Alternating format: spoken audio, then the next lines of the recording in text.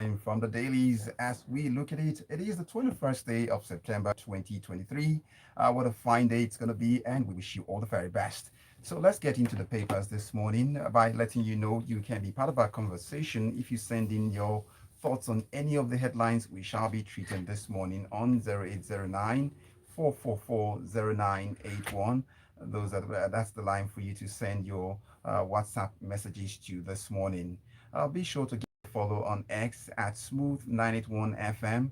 And of course, you can catch up the replay of any of the segments on the show this morning on youtube.com/, Smooth981 FM. My name is Omatseye Atsenuwa. And I say welcome to Gbubemi Atimomo.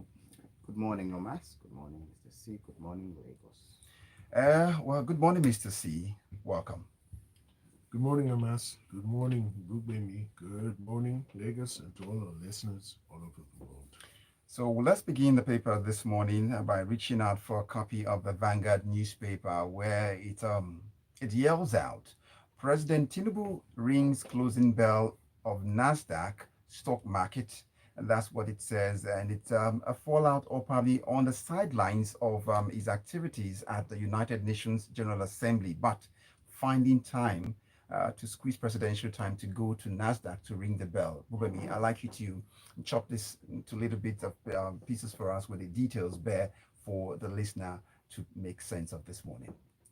Okay.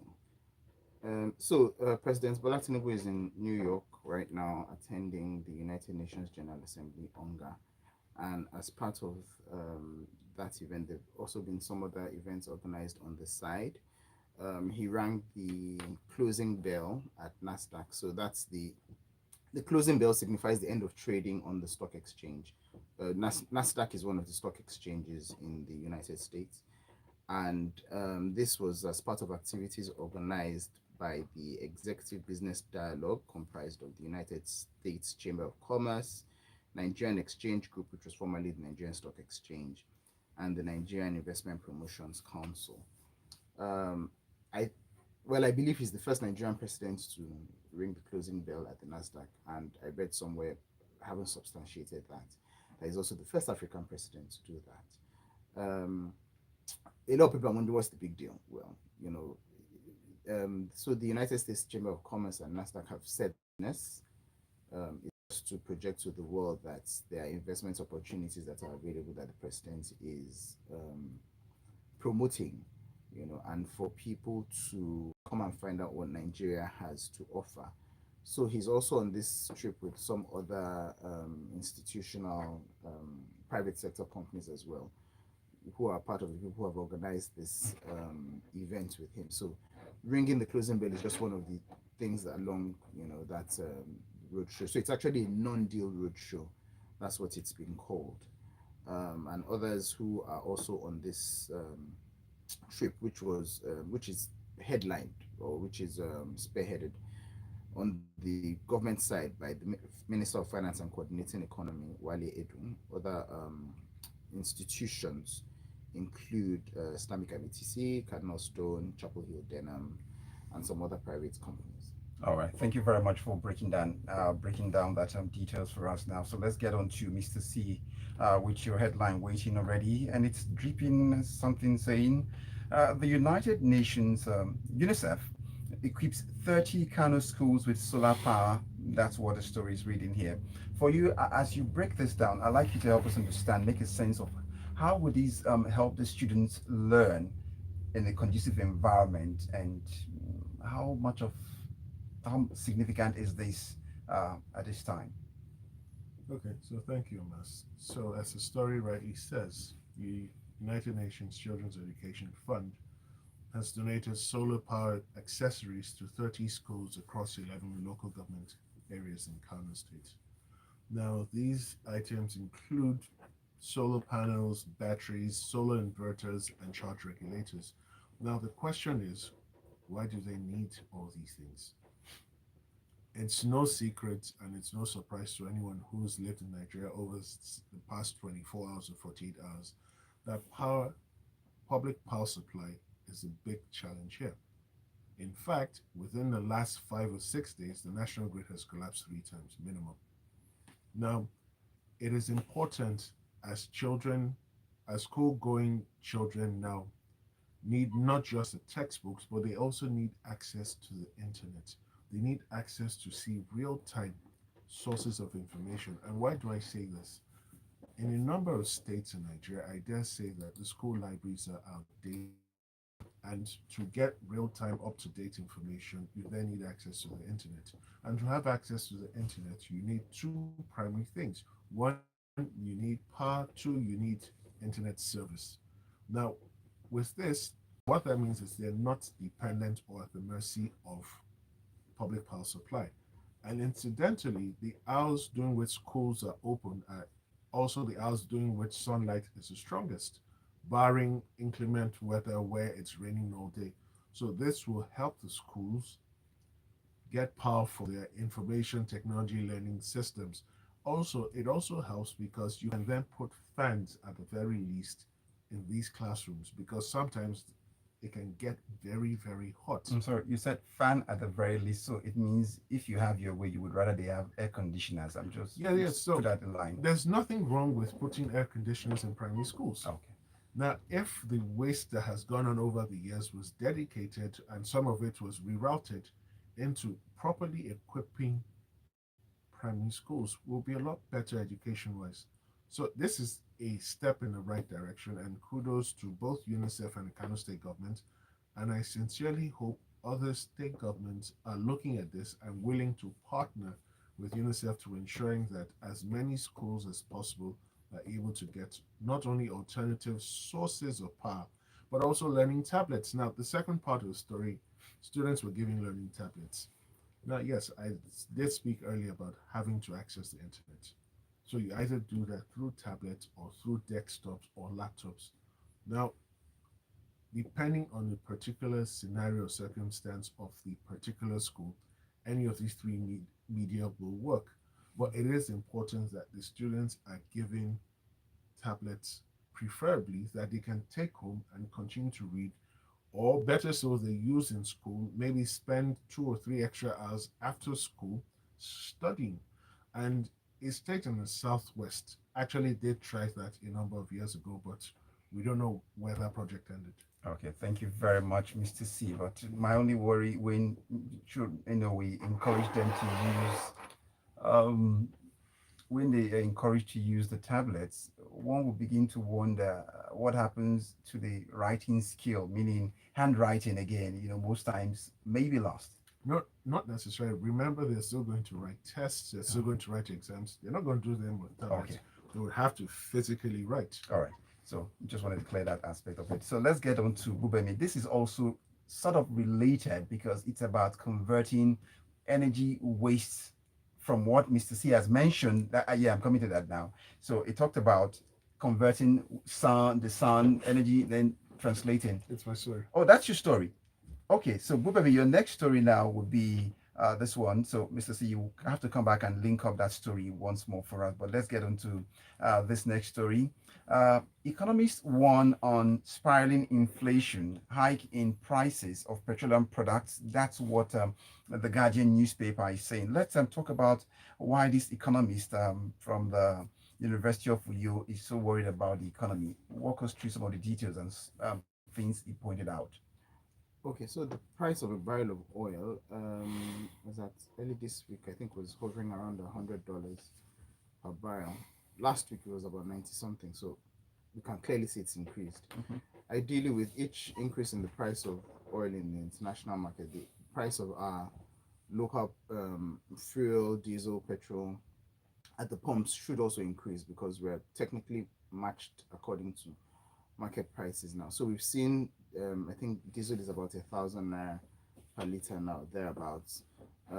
Petrol coincidentally has not increased in the last few weeks, so we don't know whether we should expect a corresponding increase based on that or whether there's been some plugins to make sure that the price doesn't increase, which is probably what's happening.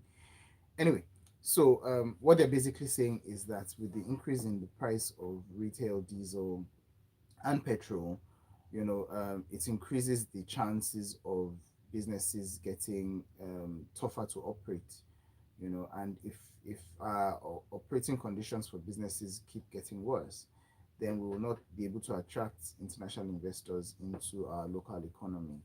So basically, they're also reflecting on how that affects the average man, who would not, you know, would have to dedicate more resources to paying for either diesel or petrol or whatever it is that they use.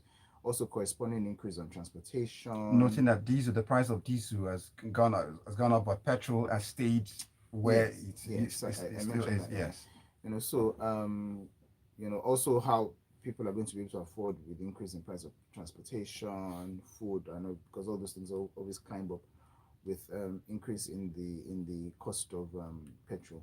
So there's one interesting thing that they said, which I really did find a bit interesting. Like I said, he said he also appealed to the government to reinstate fuel subsidy to ameliorate sufferings of the masses. So, like I said, petrol prices haven't gone up, but diesel prices have gone up. So it makes me wonder what's happening to the petrol price when we can see that the price, of the barrel of oil is increasing. They've also said that the government should speed up work in fixing the refineries. I didn't know that was still a conversation. I'm not sure how quickly the government will fix those refineries, Yes. or if the government should even be operating refineries at all, judging from the antecedents of previous governments. Okay, so let me quickly jump in on this. Sadly and regrettably, the subsidy has been back for a bit, and the petrol prices should have jumped up at least twice during the intervening period because not only has the dollar rate gone up, but also the price of our Brent crude on the international market. Now, what I don't understand and I'm still trying to wrap my head around is with the same speed and energy he used to declare the end of subsidy, he should come back to the Nigerian people, be transparent, be open, and tell them subsidy is back and explain the reasons why. Because you cannot fool a nation by letting us see the increase in price of diesel and then petrol is stagnant. We all know what the landing cost is today. The landing cost is way above the prices at which petrol is being sold in the country. All right, that takes us to your story, Mr. C, and this is coming from the Vanguard newspaper. But before we get into your story, we also would like the listener to know they can now get in the messages as we asked for onto the phone line 0809 WhatsApp messages only. So, Mr. C, this story from the Vanguard screams Nigeria's annual 2.5 million metric tons of plastic waste will generate jobs. That's according to the Nigerian Economic Summit Group, NESG. And I like you as you touch on these. It also has a semblance that you can connect with what the UNICEF has done with the schools in Kano State you mentioned earlier, and that's more like wasting to something resourceful now. So speak to this story for us. Okay, so thank you, Mas. So the Nigerian Economic Summit Group held a webinar which is ahead of their forthcoming annual conference, and it was on waste to wealth. Now, interestingly, Nigeria generates about 2.5 million metric tons of waste annually, and a good portion of this finds its way eventually into the sea. Now, between 1996 and 2017, Nigeria imported 20 million tons of primary plastics and plastic products, and this is estimated to reach 40 million tons by 2030, which incidentally is 7 years away. Now, everyone is a witness to the fact that our environment is littered with plastic waste. You find drainages littered with plastic waste. You find landfills. You find rubbish heaps full of plastic. And the question is, why aren't we doing what other countries are doing, whereby they're recycling? Now, there is recycling going on in Nigeria. Let's put that out there. But it's not on the scale it needs to be at. Okay. Now, part of the reason is that we still don't have optimal policies from the government. Now, why should we recycle plastic? Now, we should recycle plastic for a number of reasons. One is that it declutters the drainages.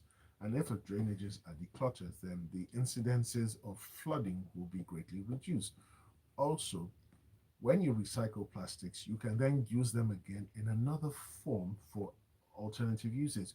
You can also use them as a source for alternative energy, and a number of countries have successfully done that. So the real question is, how do we optimize that space? Because in the short term, it is believed that we can introduce 750,000 new jobs in that sector.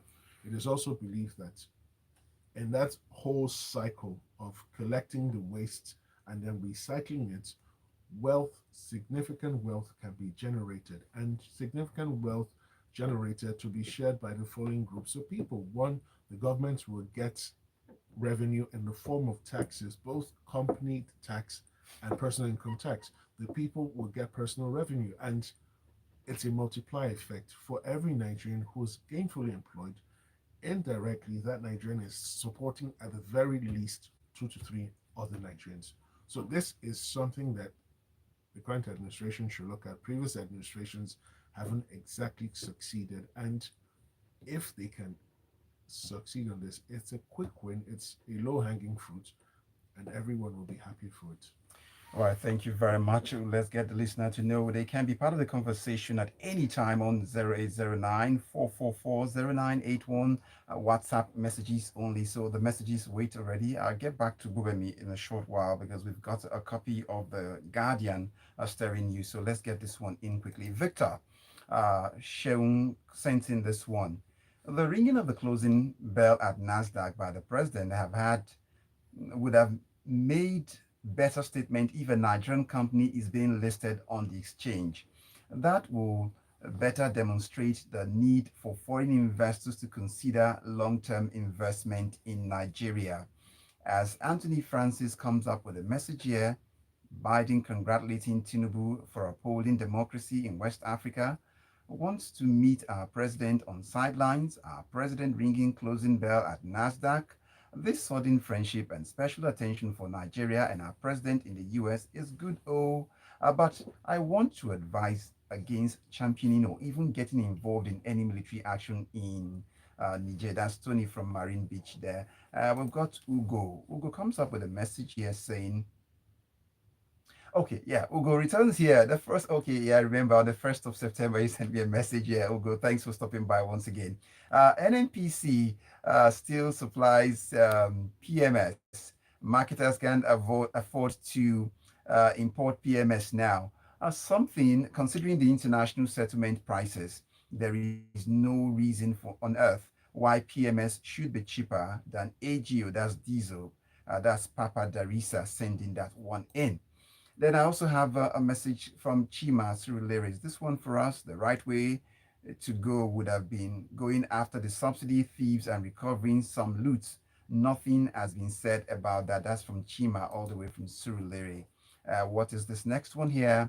We need to plug the shortfall in the increased price of energy in the short term because inflation is bigger enemy right now. The refineries are coming back up from next month, Dangote, and by December, Port Harcourt. Then macroeconomic management is about juggling several balls at the same time. Spiraling inflation is not an option at this point, and that's reflecting to why it seemed like there's a move in the price of AGO, and then we're not seeing it respond to PMS. So it seems like why is that not happening? So it's like plugging that point there because that's what economics do at the time for temporary reason. That's what the message explains. Yeah, I'm sorry. But no, let me get in a message quick quickly. one. A message you respond to it, Mr. C. Just a moment.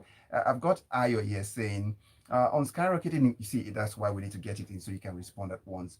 On skyrocketing inflation, yes, there is a report that subsidy is back temporarily.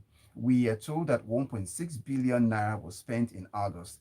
It is the right thing to do, and it's done in the US and Europe too. It is not good that we pound on the president all the time. It is the report. It is in the report, Mr. C. The refineries will come back in Port Harcourt, and Dangote will begin to diesel aviation fuel from October. We will get it right gradually. That said, Mr. C is a fantastic analyst, by the way. Responding now, Mr. C. Okay, so I understand the reasons why the subsidy is in place. What I do not agree with, and what I will not subscribe to personally, and I wish Nigerians would share the same viewpoint, is at every point in time we are owed the complete truth from the government. Even if you take the best decision not communicated properly leads to distrust. And if you came out boldly to announce the end of subsidy, if it's back for any reason, come back to the same Nigerians and tell us, because, like it or not, we're your employers. Okay. So, Gbubemi, if you're ready, let's get in the Guardian quickly as we approach the stretch of the conversation this morning. And this one is saying reps to streamline revenue collecting agencies. That's what it's saying. I'd like you to help me factor this in also. There's the talk of the Treasury single account, how with the past administration it became an issue and it was supposed to be for streamlining, but walk us through the story. Okay, let me just let me just quickly touch on that. So the Treasury single account was to harmonize revenue collection across all federal agencies across the country. Some states also adopted something like that.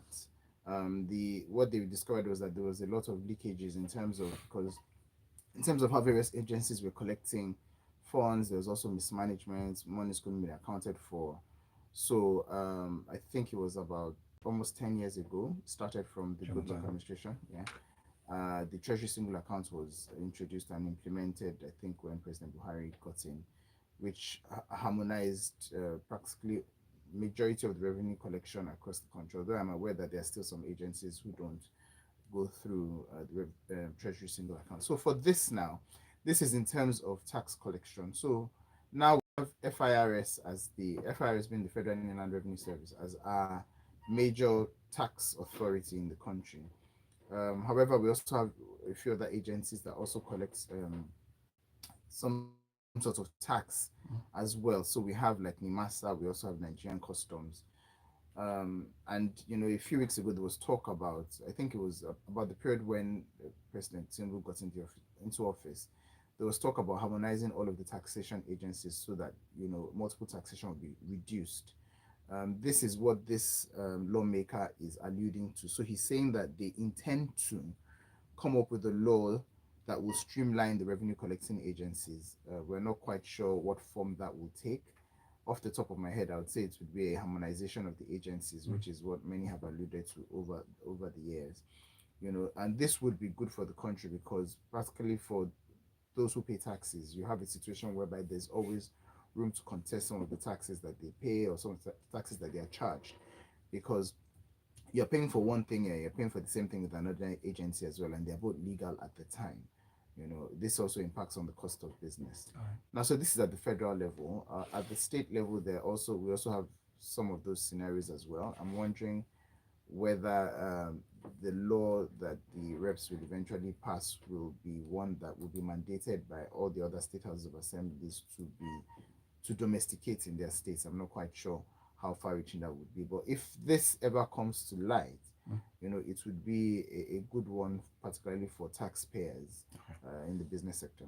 Thanks, Gbubemi, this morning for that one. And that's about your final paper. So, Mr. C, you will close us up with two more stories to go right now. So let's begin with this one, education related. When we opened up, you also had an education story from Kano. In terms of the solar power and all of those gadgets they got. So walk us through this story from the Punch newspaper. The commissioner seeks support to raise education standard, and this time it's in Lagos. The newly sworn-in tertiary education commissioner, Tolani Sule.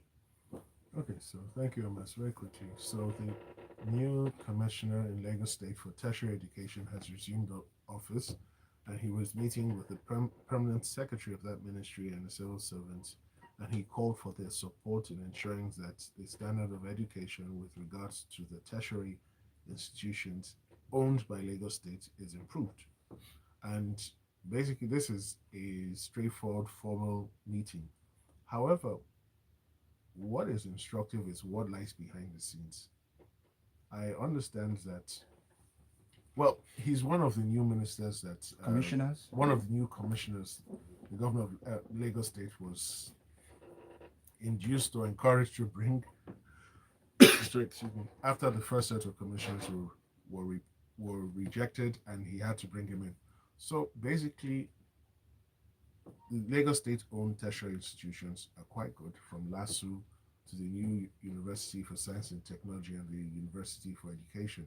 And Lagos State continues to be one of the pioneers in regards to educational excellence. So it's a straightforward meeting, and let's watch and see whether the civil servants will accord him the necessary cooperation required to enable him achieve his targets. Now, let's quickly tie this up to the Daily Trust newspaper in a minute now before we rush to get down to the messages waiting, where it's the Daily Trust says Nigeria deploys teachers to serve in Liberia. Thank you, Mas. This is the latest episode in the Technical Aid Volunteer Scheme, in which Nigeria sends qualified personnel across several fields to interested and requesting countries. And in this latest episode, Nigeria has deployed 16 Nigerian teachers who will serve in Liberia over a 2-year period. And the official in charge of the technical aid corps did explain that they were selected after a rigorous application, interview, and selection processes. Now, we do believe that this will go well, and this is another form or exercise of Nigeria's soft power diplomacy. Every time it's not hard aggressive, that softly but subtly you improve your standing, you improve your recognition, you improve the love people have for you by acts like this. And we do hope that Nigeria will be able to continue this in other forms to other countries over a period of time. With that said, we now wrap up the papers, but let's get into the messages response now. Let's Ajayi Oloninua from Magodo, GRA Sherry says, I continue to wonder why our economies have not been able to tell us why the country is always at the negative end of price increase, whether the price of crude increase or decrease at the international market. That's what Ajayi Onolenua has to say to that one. Then it goes to Victor Sheun says, as an oil producing nation, Nigeria produces 400,000 barrels of crude oil for domestic consumption. This is outside OPEC quota, and it should not be subject to international oil price movement, Mr. C. That Miza was fired at you. No, so, but I have got to pick message. Okay. You will respond. Now, Mr. C, see why I say you just have to hold on. Mr. C, any working class supporting at least 2 or 3 people ended in 2014. In my opinion, any working class currently supports a minimum of 10, maybe 15 people. That's how it's gotten right now.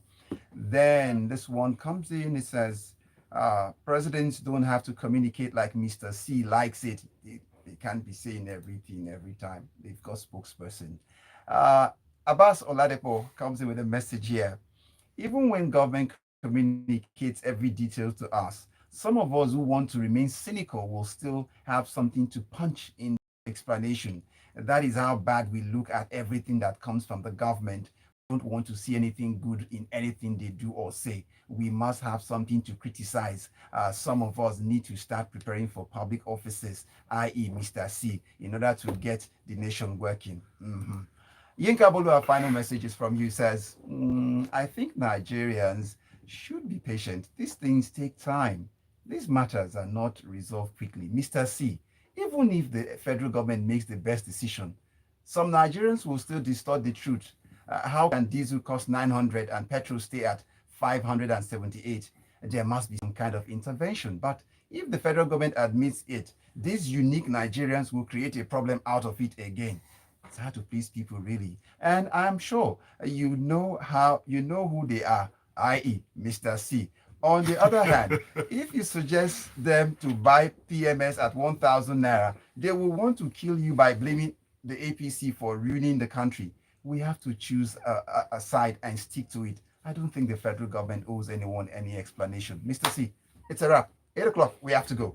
I want to say thank you to Gbubemi Atimomo this morning.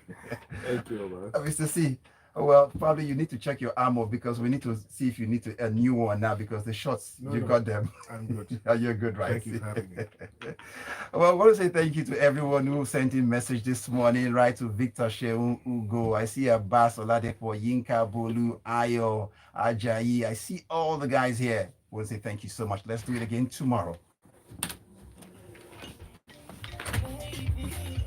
be out. This is Fobies, and you are listening to Smooth Breakfast.